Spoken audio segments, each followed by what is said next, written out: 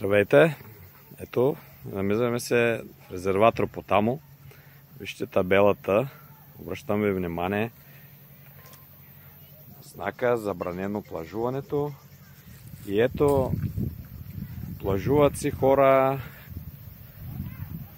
къпят се деца. Това е плажчето при устието на река Ропотамо. Много хубав пример даваме на децата ни, нали? При забранени, при установени правила нарушаваме ги и какъв е примера, който даваме на децата. И после недоволстваме, че нищо в държавата не е както трябва. Ами, замисляме ли се? На какво учим децата? Какъв пример им даваме? Какви ще са тези деца, като пораснат? Ето ви. Оставям коментарите за вас. Благодаря ви.